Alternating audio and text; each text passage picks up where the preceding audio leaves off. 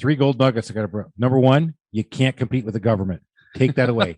Remember that. You got to pay your taxes. You can't compete with the government. Number two, if you're going to go cross country, make sure you have a dog at your side if you're Beverly Hillbillies. But number three, if you're going to remodel, you go right where the government's at because they keep everybody in business. At least that's what I heard. Welcome to the Small Business Safari, where I help guide you to avoid those traps, pitfalls, and dangers that lurk when navigating the wild world of small business ownership. I'll share those gold nuggets of information and invite guests to help accelerate your ascent up that mountaintop of success. It's a jungle out there, and I want to help you traverse through the levels of owning your own business that can get you bogged down and distract you from achieving your own personal and professional goals. So strap in, adventure team, and let's take a ride through the safari and get you to the mountaintop.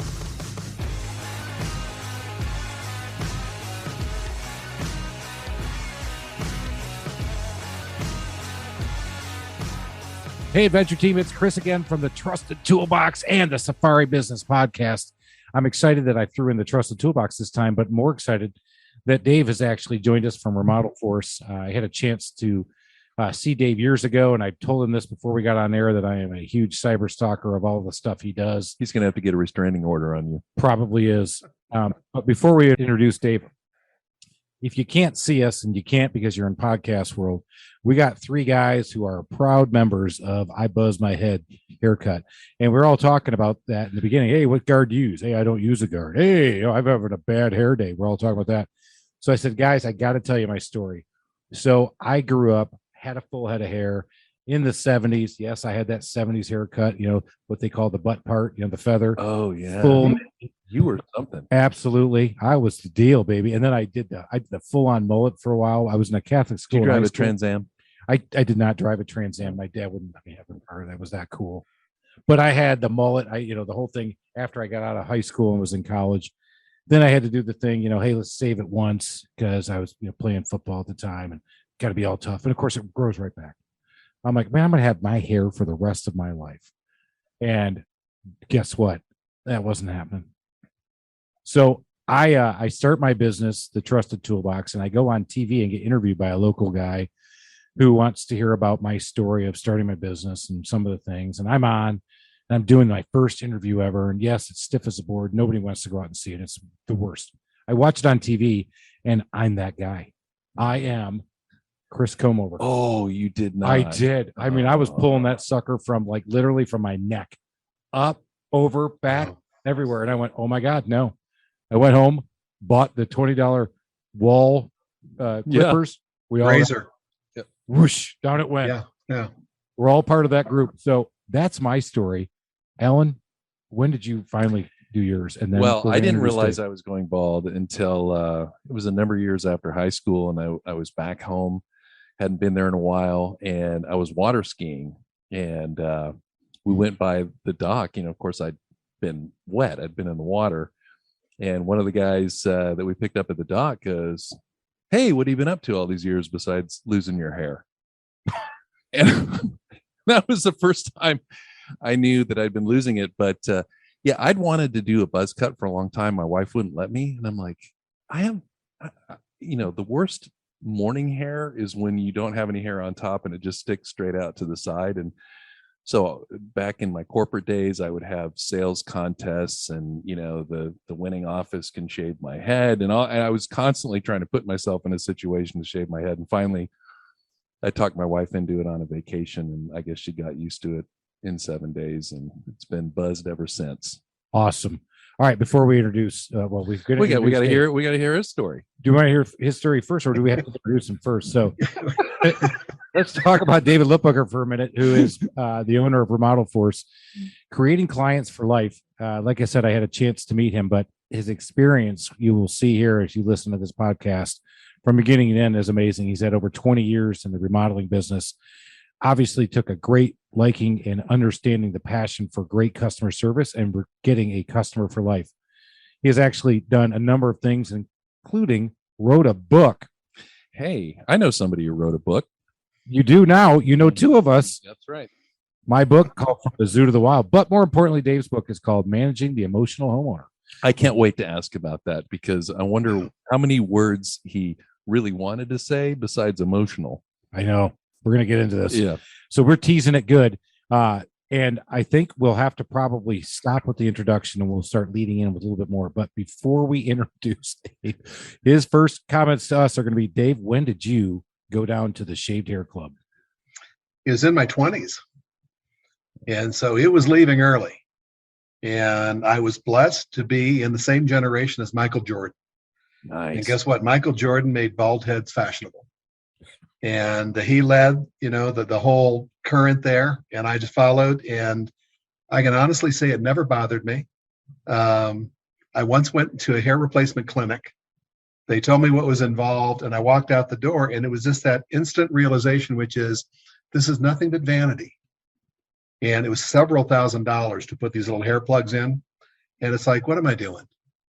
And it's like, there was a wonderful just self-acceptance. And look, I had to. There was no going back. I remember I saw they had Rogaine at Costco years ago. And so to your point on vanity, I'm like, well, if there's something that can actually fix it, and I'm standing in the line and I'm looking at the box and it says, it doesn't work on anything larger than the size of a quarter. And I'm like, yeah, my bald spot is pretty much the size of my head. So this isn't going to work. And Yeah. Just have to. Guys, I went down swinging. I tried it, everything there was. I was not going to do hair plugs because that's a lot of pain. And I don't like pain. So I went out of that, but that's hilarious. So with that introduction, here we go. Yeah. That's a good lead in. That's a good lead in. Great lead. So you're in the remodeling business. You got out of the remodeling business. Now you help other remodelers. Tell us how you got into it to begin with. Great question. So I was a home builder in Denver, Colorado. And if we go back to one of the previous downturns, when there's an economic downturn, new housing construction comes to a stop. Banks don't want to finance. People aren't buying. We've seen this all before. So during one of these downturns in Denver back in the 70s, the FHA and VA, maybe it was the 80s, FHA and VA began to wholesale all these foreclosures. And there was quite a bit of it.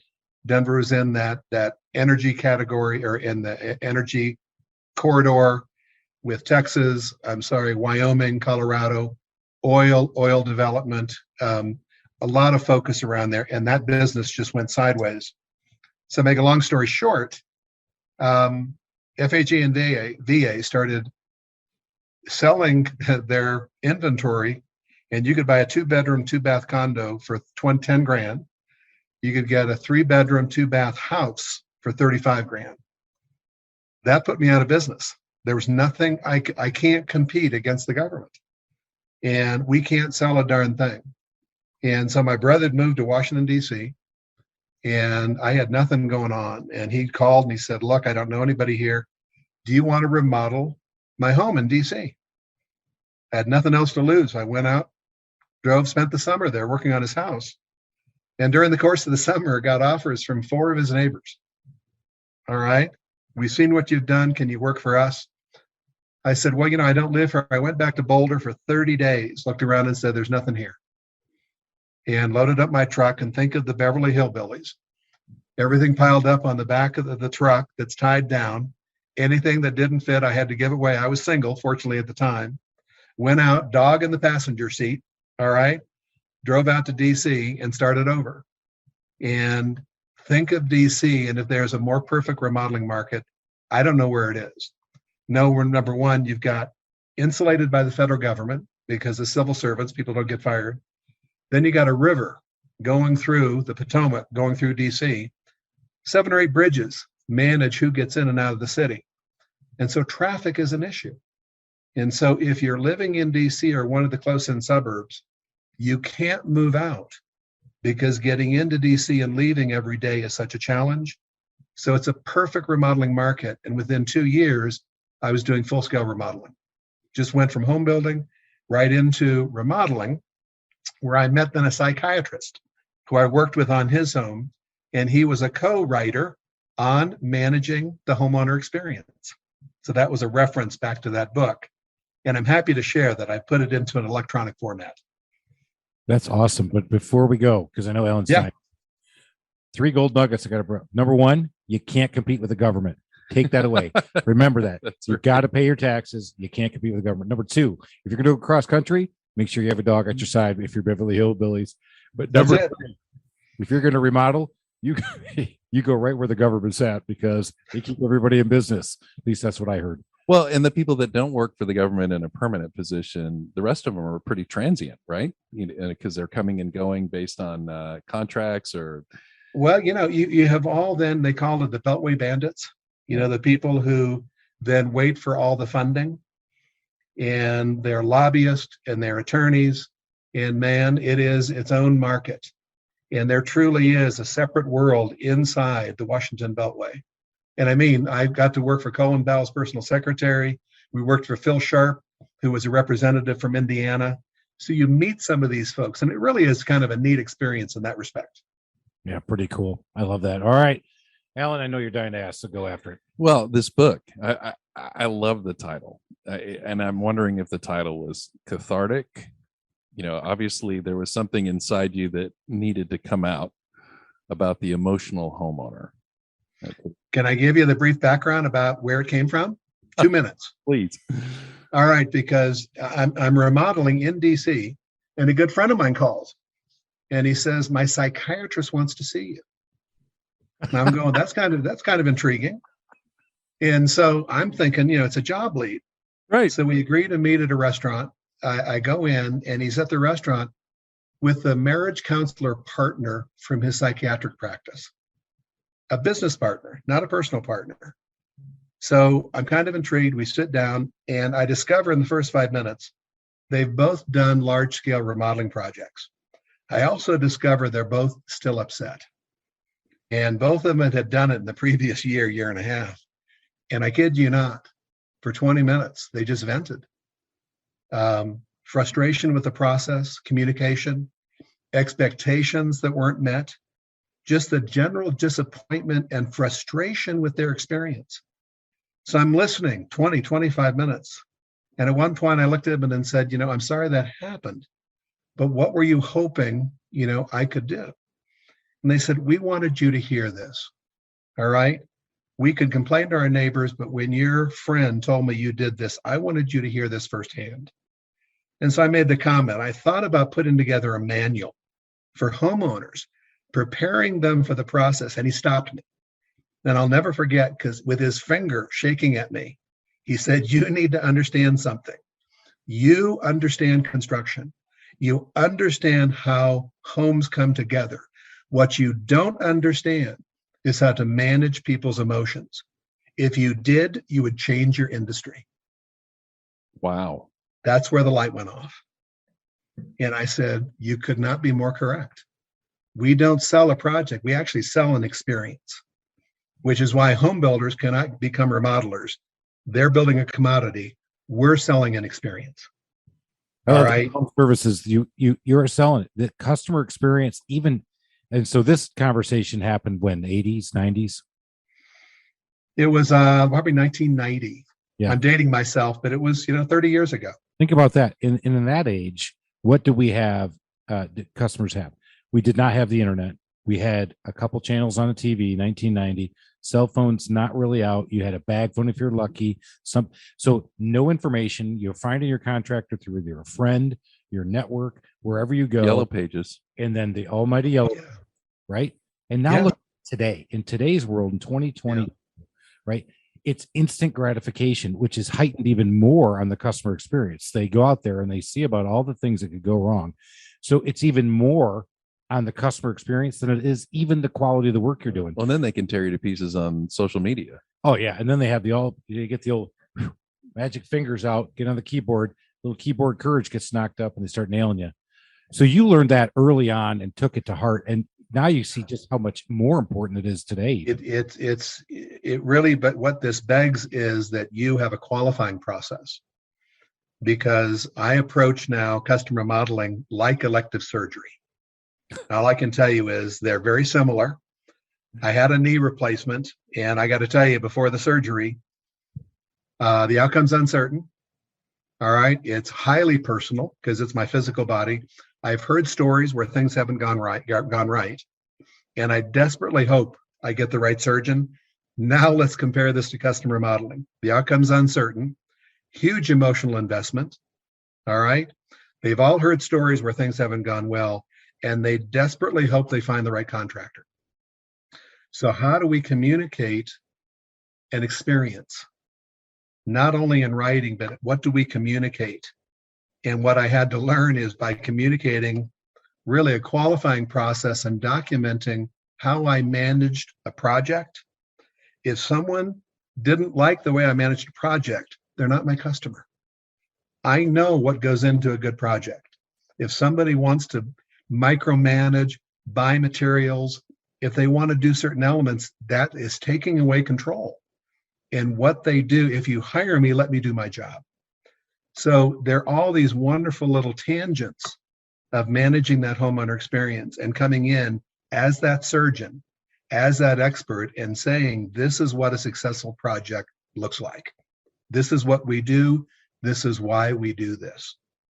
Good clients who want you will say, I get it. That makes sense. Clients that you may be a little hesitant about, there's a reason. All right. And in this wonderful market, because of so much demand, we do have the ability to choose who we want to work with. The theory of abundance, that's a big one. And it's hard Huge. to do. It's hard to execute. It's easy to talk about and be a consultant about. But when I started my business in 2008, right when the recession started, I would do anything to anybody at any time. Yeah. I mean, I had to do whatever I could. I was an absolute remodeling whore. I would do everything. But of course, I was doing handyman work. And we go, but you look back on that, and we've talked about this in other podcasts. Today, as I've grown in my business, 13 years later, I got a remodeling arm and a handyman business. My remodelers, we just got done looking at the annual year that we did. The job profit, that's the way we measure our jobs. The job profit versus the customer satisfaction, we kind of looked at it. And you looked at our highest job profit, we're our highest customer satisfaction. Lowest job profit, lowest customer satisfaction. And a lot of it came down to maybe we didn't qualify them as well as we should have. We definitely didn't manage the process nor their experience as well as we should have. So you talked about that. Let's talk about that a little bit more. How do you qualify? I mean, what's a kick out for you? What's one where you're like, nope, I'm not working with you. I'm out. So you're really interviewing the client as much as they're interviewing Yes, you are. And I've got to tell you, because I get to do some public programs. And my favorite part, I do have a program on managing, emotional homeowners. And my favorite part is the homeowner from hell. Please forgive my French if we can use that, because everybody understands in this group who that client is. Yeah, Chris is fluent in French. Yes. All right, good. So the reality is I'll ask people toward the end of the program, who's had a client like this? Half the hands go up. All right. And this isn't the difficult client. This is the person who doesn't mind, honestly, putting you out of business. And so I have literally said to people in the audience who's had one of these clients, is the job over? Half the hands go up. And then I'll ask the question, in looking back, when did you know they were going to be difficult? And I just had this conversation earlier today on a call before this. And I'm going to say in about 90% of the occasions, people knew before the contract was signed. And I can talk about red flags. What did you see? What was the communication like? What was said? But fundamentally, I've learned to trust my gut, which is if I finish a meeting and something doesn't feel right, there's a reason, and you know exactly what I'm talking about. And so I can begin to think about that. And when in doubt, and I learned how to do this, I would take my project manager on the next sales call, who was not emotionally involved. I'd have him sit in, because guess what? He's going to be the one working with the client. He might answer some questions. And when we'd left, I'd turn to him and I'd say, Steve, what did you think? And he'd say, David, if you take that job, I quit. And it's like, okay, that's a good start. And it's a validation. You've got a third party not involved saying, this is what I saw, this is what I felt. And fundamentally, I think, and this goes back to just simple intuition, you know when there's a connection, you know when there's not. And I've even said to single sole proprietor owners, take your spouse to the next meeting. Women have highly developed radars. And in 10 minutes, they'll tell you, get out of here. All right. This is why. So that's what I do on the first appointment. But even prior to that, if somebody calls, I go through what I call 8 qualifying questions.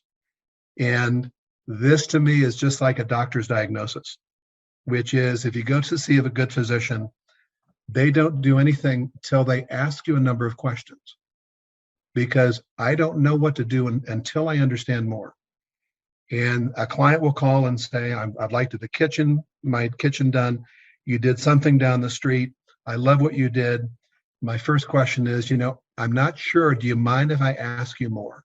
Can I find out more about your project? Everyone says yes. And then I go through these 8 questions. And if I don't get a green light on each one of those questions, there's a reason. All right. Now, if I do get a green light, a lot of this is just simple rapport. If the communication is good, if it's easy, man, we're setting a good foundation. And the goal of that call is they put the phone down and I want them saying, gosh, David asked some good questions. I look forward to meeting with him. But for people, I'm not selling. Go ahead. I'm assuming those 8 questions can be found in your book, Managing the Emotional Homeowner. No, it's not, because remember, I never stop learning, even in my age. It's still going on. I keep refining. But I even do a simple little 45-minute webinar on how to qualify your best clients. You have to interview, you have to lead. You know what a good project looks like. So let's state a foundation and find those people who will let you do your job. I know I said that earlier, but it's like, let's acknowledge this is our operating room. This is what we're experts at. Let's, really express our expertise. Some of the folks that we think are listening to this podcast are people who are thinking about starting a business, or they've just started. They don't have the experience that you gained to get that gut. I might have lost some hair during this too, just for you and me. Yeah. I mean, how can you teach somebody to get that gut feeling? I think you have it already. This is not a learned skill. I'm going to say when you've dated the wrong person back before you were married, it left an impression. And when you meet another person, if you get that same feeling, you should be saying, not again. And so if you're getting into the business and you're all going to get some difficult clients, we learn a lot more from those difficult clients than we do from the good ones. Yeah. And really understand, what did I recognize? What did I learn? What do I not want to repeat? But honestly, I've been in a meeting looking at a business partner years ago, and my wife met the gentleman. And I kid you not, she said 20 minutes later, I don't like him. I don't trust him. You don't. All right. And it's true to form, some amount of time later, she was right. He had an agenda. His agenda didn't include me. He wanted a certain income, and I was an avenue to get to his outcome. That didn't mean it was a win-win. It meant I was a stepping stone to help him get what he wanted. If I could jump in and summarize a little bit. So I think the gut can be developed, back to that question. People are listening right now, like, well, I don't know if I have that gut. Well, if you have the other traits of an entrepreneur who's going to start their business, what I heard and what I've experienced as well is just make sure you have in your business plan or whatever you're doing is to take that checkpoint. Which customer didn't go right? Which job didn't go right? I took this job and maybe it wasn't the customer. Maybe it was me and my skill set. Maybe it was me and my process. Maybe you got to look back and forth and you got to continually refine, because the way my business runs today, of course, I still don't sleep and wake up at 3 a.m., but it's for totally different reasons now. But in the beginning, what you just talked about is trying to have that gut instinct. Is you'll see it, because the minute you deal with one guy or one customer and one project, that's the job and customer I'm not going to go work for again. It's a good point, and you're right, Chris. It's a muscle you develop, and I think being a guy, it was easy when my business was starting to override and to rationalize. It's only a 6-week job. 6 months later, when it's not done, and the customer is upset, and every time I see their phone number, I have a sinking feeling. Those are the things that I don't need to duplicate. What did I know? When did I know it? What do I want to do differently next time? It's a good point. Yeah, you actually hit on one right there that I think a lot of people need to pick up on, and that is that when that phone rings and you see that name, is that something that you go, great, can't wait to talk to them? Or, okay, let's see what they have to say. Or, oh my God, what are they about to do now? Yeah. Because you know it. It took me a long time to learn how to fire a customer. Yeah. In the beginning, you just, again, did anything to anybody at any time because just I'm trying to grow as much as I could. But it was hard to learn how to not only fire customers, but also to say no. And that's hard to do. But I would tell you, we said no to a job last year, and I looked at the sales guy who was not going to get the commission. I said, listen, that's the best job you never got because those people were going to come back after you because we did the job. And he says, maybe. And literally 6 months later, he got a call from them, and they talked about how bad the contractor had screwed up, and he wanted to know if we could jump back in. I said, do you think the contractor screwed up, or do you think the customer still screwed up? And he went, okay, I guess you're right. I said, get out there and keep selling, big guy. Well, and if we go back to your gut, Chris, when you you just said it, it took me years to learn how to say no, to understand the customer is not always right. I can still be diplomatic, but I know what works. I know what goes into a successful project. I have dedicated subcontractors and suppliers. All right, they respect me, I respect them. So if somebody does not want to follow a plan that I know will work, when I've said no, I know I've made the right decision. When there's a feeling of relief and you walk out saying, God, I just dodged a bullet, versus saying yes and walking out the door and saying, my gosh, what did I just do? Yep. That's a big one. Yep. That's so big because it's hard to do. And one of the phrases I use with my guys is put your customers in a box. And if they jump out of the box, now you know what you're dealing with. And what's our box? Well, you put the contract in front of them, you lay it out the way we do our job. That is labor, and we put all our materials together. If they say, I'd like you to break it all out so I can see everything in detail, by product, by project, by what you're trying to do. I said, now, you put them in a box and they've jumped out. Now you got to decide are they really willing to work with the way we do it, with the big word that Dave brought up, and I'm going to bring it up again. I said, so we have to decide. But the big one, and I want to go back to this, you talked about it earlier, there's just not a lot of professionalism in the home services space. And there's not a lot of identification that we are professionals. And I fully believe, and that's one of my big things, if you're going to jump out into the home service world, think of yourself as a professional. And with professionalism, we can all be better if we were all just a little bit more professional. Talk about how you put yourself in a position to be more professional than that jackleg, that chuck in a truck, the guy you thought you were perceived up against. Oh, it's just, again, because I've done this long enough, I know the project and service we can deliver. And it's not the least expensive. But if I can show people a dedicated sale and construction process in writing, showing them a calendar, supporting that with clear communication, the clients that want to work with me, their money's an issue, but it's not the issue. They are buying that experience, and your good clients recognize what they're paying for. If somebody wants to nickel and dime, if somebody wants to buy materials, it's my job to say, I've done this before. These are the issues that we've run into. I don't recommend you do that. This is why. And so I redirect them to a successful path. And if somebody says, no, I'm really going to do this, then I have a decision to make. Is this a client I want to work with, or would I prefer to work with somebody who really wants, my experience? I'm going to pile on because I've got a great, this happened to me story. So here in Atlanta, we have a company called Floor and Decor, which they are a low cost provider of tile to customers and to contractors. And what they'll do is they'll buy seconds, overruns, and closeouts. You don't know what you're getting, but you only get what's on their floor. So the customer said and insisted that they buy their own tile. And I'll let people do that at times in our company, I admit it, to other contractors. We'll do it. Well, years ago, we let this person buy the tile, but they didn't buy the tile. What they did was they put it on, they put the credit card on this store, this store, and this store. And there happened to be 3 at the time in Atlanta. My guy had to run around, project manager, run around, pick all 3 of them, put them in. We go to put everything in. My tile guy goes in there and starts installing it. We're done. And the customer says, I hate it. We scramble. Chris gets involved. I go out there. I look at the customer. I'm like, what's going on? I'm like, oh my God, these tiles are all different. I said, but they're all different kind of randomly. She goes, no, they're all different. They shouldn't all be different. I said, well, it's the same customer, same.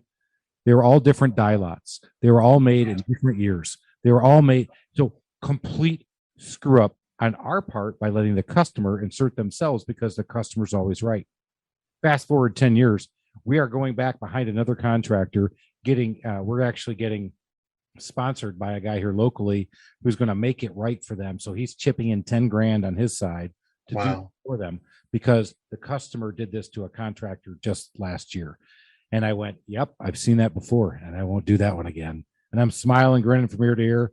I'm only doing this because this guy is Dale Cardwell, Trustdale here locally, and he's going to pay and chip in 10 grand so the customer doesn't feel put out. But yeah, I think sometimes we got to burn ourselves a little bit and we got to make sure we touch that stove to make sure it's hot. And I've done it. We've talked about that a lot. We seem to learn all of our lessons the hardest way. Yeah. You know, and I got a comment though, because when you think of remodeling, home services, there really isn't school, because you can learn construction management at college, but you can't learn the homeowner experience. And this only comes fundamentally from working with people and understanding what it requires, understanding the homeowner experience, and documenting what you do best. And so this is the school of hard knocks.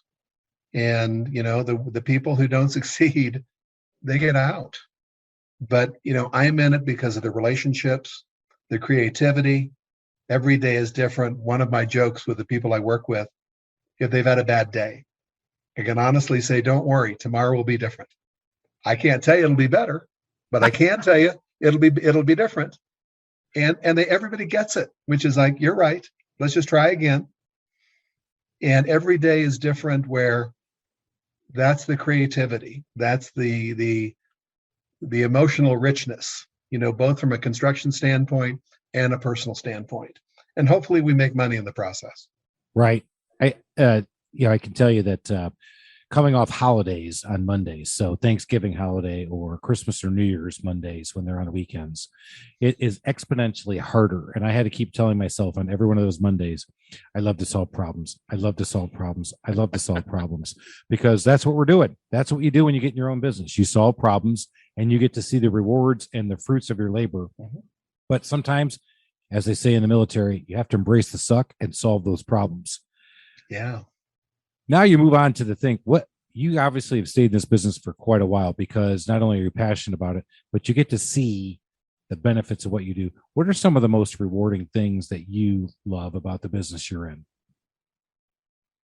The personal responses from people, when they say they love their home, when you see, it's really, I think, an emotional payoff. Now, granted, the financial payoff is nice too, but it's the emotional richness. It's people have asked me, and so I'm not actively remodeling right now. And when I do these presentations, so I'm working with contractors, and I've had people come up to me and say, what do you miss?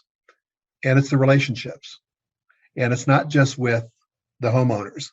And those were, the psychiatrist once said to me, he said, because of what you do in people's homes, after 6 weeks, only their family physician knows more about them than you do. All right. Because you're in the texture, you're around their kids. He said, you're your extended family, depending on how long you're there. And so those relationships were enriching. But I got to tell you, I loved the subs and suppliers I worked with. They had my back. If I needed something, the good guys would respond. And it's that interaction where we'd saw each other. You could go out for lunch, you'd go out for a beer. These were good people. And that's the other thing that I to me has been enriching about this industry. These are some of the most honest, unpretentious, hardworking people I've ever met. All right. They're not going to go in and try to be the life of the party. See the job, do the job. They're going to do it the right way. They take care of their families. I mean, it's just, to me, a very high integrity group of folks. Yeah, I can't agree more. as I made my jump from corporate America to starting my own business, and I put this in the book, is that the thing with the guys that I work with today, I have 15 handymen and I have 5 on the project management side, is that these guys, to use that term, salt of the earth, but they're WYSIWYG. What you see is what you get. When they come in and say, I need more money, there's no agenda. They just need more money. Well, when you work in corporate America and they come up to you and they say, hey, Chris, do you have a minute? I'd like to talk about what your team is providing to this other team. There's an angle. There's something they're up to. There's always trying to get one over on you, one over on them. And that's what that corporate world's all about as you climb that ladder, is who can you get over. But these guys, what you see is what you get. And as long as you can deal with that, it's great. And yeah, you're going to get some salty language or salt of the earth. You know what? The well-placed F-bomb works pretty well for me. And I can, there aren't many hidden agendas. They're very straightforward. This is what I want. This is what I need. You're not trying to figure things out. It's usually right there on the table. Yeah, which is refreshing, but also the bluntness for a lot of people thinking about getting into this business. They got to be ready to it, because there's going to be some thick skin, but there's also going to be some great relationships you develop. Mm-hmm. Going along that, you actually have created this thing called Clients for Life, which is the one thing I've been stalking you on about quite a bit. So let's talk a little bit about what you think a client for life is, and how do people instill that in their own business? What I really did was I focused on what builds value in any company. It's recurring revenue. And I was involved with a group 25 years ago called the Remodelers Guild. And we were trying to do some consolidation. And we took this consolidation model to a bank. And the banker looked at it and said, we would never finance anything like this. All right. Number one, every year you remodeling contractors start over. When people do a big project, they're not doing another one next year. So every year you start over. And secondly, you're subject to the whims of the economy. You have no control over what's happening economically. So you might do 3 million one year, and guess what? Next year, you might do 1 million. You don't know. But we had a third part of the business model that was client for life. They looked at that and said, that makes sense to me. All right. And now let's go back to, you sold your first job. You've gone in, you've done the job, the client's happy. I recognized in the remodeling I was doing, I'd shake people's hands and say, if you need anything, let me know. And then I'd go out and start the whole process over again. It's like, wait a minute. I have a relationship that's really very few other service providers have. So instead of walking away, I started to introduce then a home evaluation. And I started to proactively take 3 months after the project finished. We're going to come out and do a simple warranty visit. I want to see the work, nail pops, any caulk shrinkage. I want to make sure things are working. I want to come to your house. It's part of what we do. It takes 10 minutes. We discovered in doing this 1 in 4 visits, 1 in 4, that people said, David, as long as you're here. And suddenly they would ask another question. And then we introduced at 11 months, the second warranty visit, because we had put in manufactured materials that all have an express 1-year warranty. So I'm going to say, we're going to come back. I want to make sure everything's working. Quick walkthrough. Now, not everybody says yes. Some clients will say, we don't need to. It's all good. But I got to tell you, 75 or 80% will. You're back in the house, and it's the best marketing you can ever do. They're seeing you, speaking to you, remembering the experience of when they worked with you before. They trust you. And at the second visit, then I started bringing up, you put, money into the house. This is a good investment. For our clients, we do a simple evaluation, and we do give you a list of recommendations to help you take care of your home. There's no cost. You're a past client. Can we do that evaluation? More than 50% of the clients say yes. And let me ask you, do you have a to-do list on your house? Alan, do you got a list on your house right now? I have a huge list. Yeah. Now you should be calling this guy. All right. He may be able to assist you with this. You know what? I have a list on my house, and I had one of my guys scheduled to go to my house today, and he got redirected by my scheduler. She goes, hey, I had to bump you. I'm like, hey, that's not very good customer service. She goes, I figured you could handle it. It's once they come and everyone has a to-do list. and they don't know who to call. They don't know who to trust, and they're putting it off because it's not flooding, smoking, or leaking. Okay. But when you can say, let's just address it. And suddenly here's this list. And so I would do it in, let's just say we're doing it now. So this would be the spring tune-up. It's a little early. It's snowing outdoors right now in Colorado. So it might be a little early, but I'm going to say, let's prepare your home for the summer. Put together a list. They see the value. All right. When that's done, and suddenly all their to-do list is done. And I always do it with husband and wife, because the wife always has a to-do list. The husband usually hasn't gotten to it. So let's go through the list. It's all done. And then I'll say before I leave, by the way, when it gets cold again, can we come back in the fall, get your home ready for winter? Of course.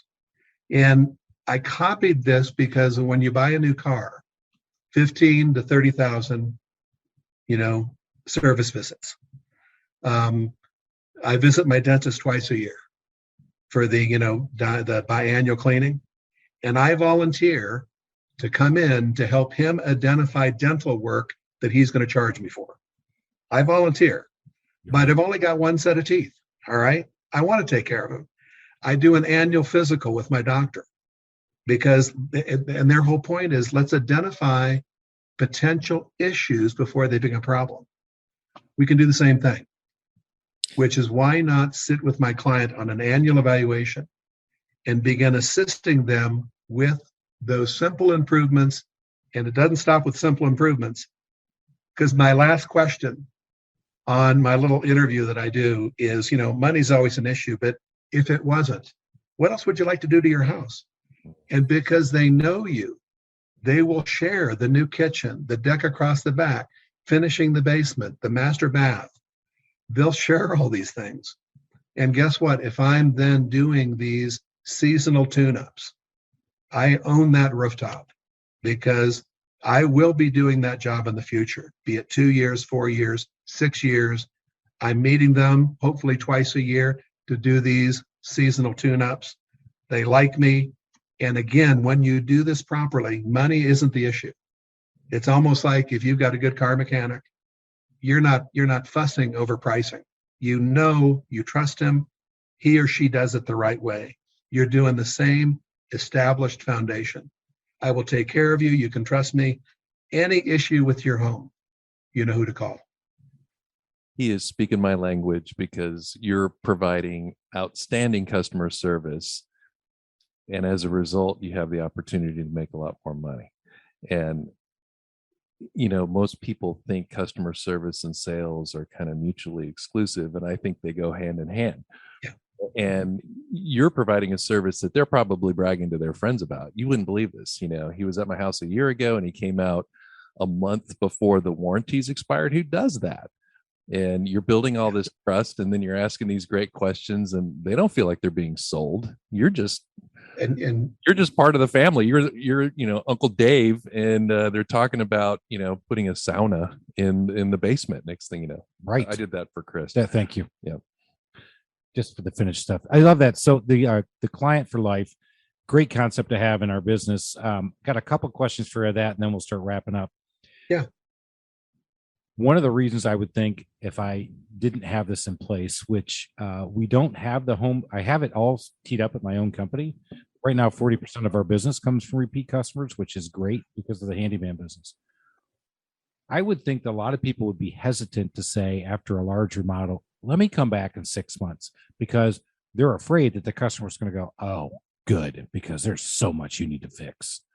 How do you overcome that objection in the remodeler's head, who's, I'm afraid to go back and give 1 day of my time, maybe even 3 days of my sub's time to do this? How do you overcome that one?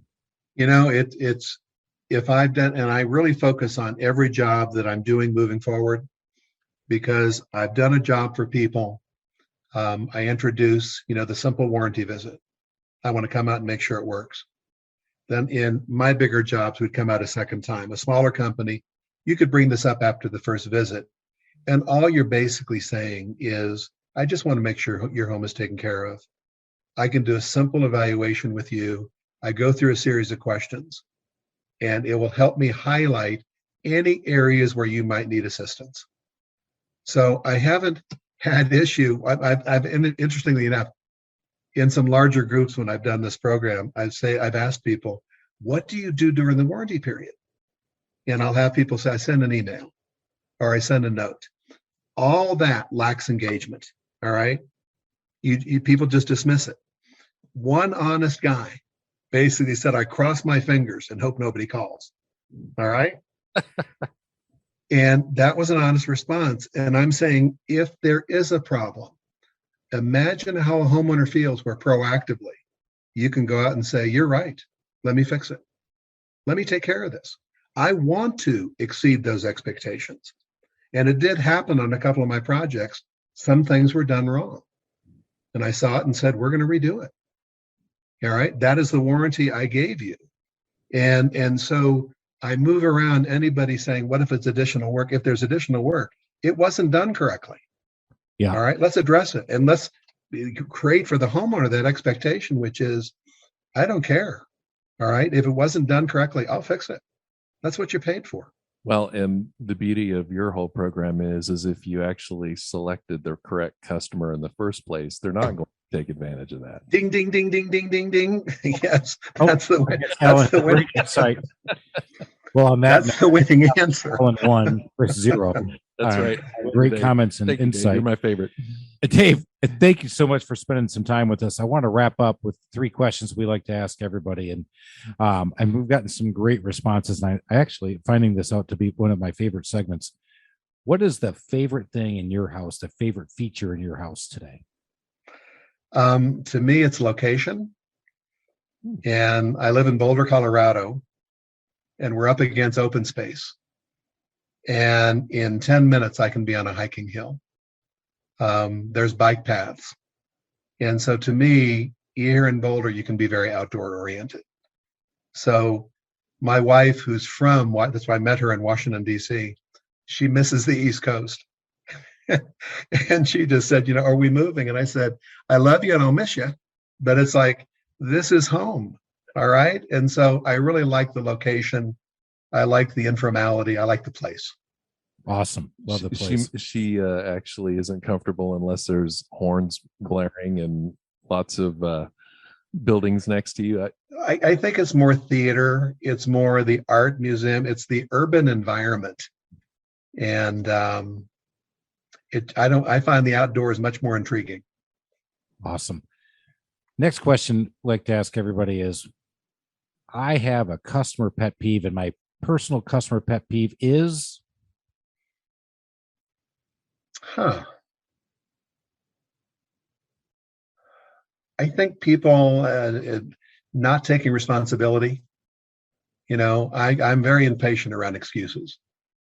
If somebody makes a commitment, if I make a commitment, if I don't meet the commitment, the excuses are irrelevant. I want somebody to say, this didn't happen, I will do the following. If I have a service provider say, this is what happened, and I couldn't do it, I'm not interested. Take responsibility. All right, step up, proactively say, it happened, let's do the following. Let's deal with it. Can't agree more. Not only can you get a great positive out of negative, even in a bad situation, but we just talked about this in my own company, is that the culture we built here is, you will not hear from people in my company, not my job. What you're hearing is the customer has a problem. Let's go figure out who can solve it. And that's true. The Ritz-Carlton training that we've had, but comes from us continually going through the training. So that's a great one. The people who just say, well, let me tell you why, especially right now in the labor shortage, you walk into a restaurant, please take care of our waiters and waitresses. At least they showed up for work. 100% agree. But the waiter and waitress coming up and making an excuse. Now, if you're being a jerk, that's one thing. I was trying to clean myself up there, but yeah, coming up and making excuses, this, that, and the other. You can see that the culture of that company wasn't able to overcome it. And right now it's a really unique time, but I love that one. All right. Last one. Do you have a DIY or contractor nightmare story? Yeah. And, we all do.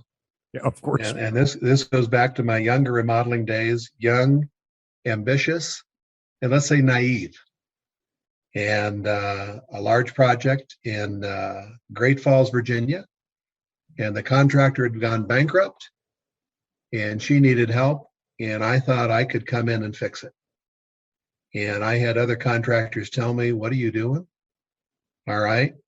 There's already a bad mojo around this thing. What are you doing? And I said, no, I can fix it. And so I went in and, took everything over. And she even signed a hold harmless agreement. Regardless of what happens, I hold you harmless until the end of the job. And I, along with everyone else, was sued. And anybody involved with that project was part of the lawsuit. And I can still remember her name. I can still remember the house. This is, 25 years ago. And people warned me and I didn't listen. And it was all dismissed. It didn't go anywhere, but I still had to get an attorney. I had to go to a deposition. All right. It's the financial cost. It was the emotional cost, putting together documentation. And the simple rule is when an attorney is involved, you've already lost. All right. Absolutely. So, part of it is number one, never take over a job from a bankrupt contractor. There's baggage. But number two, man, listen to your peers. I mean, I had a half dozen people in the Washington, D.C. area saying, what are you doing? Wow. Wake up. And you went, no, I'm smarter than them. I got this figured out. I'm good.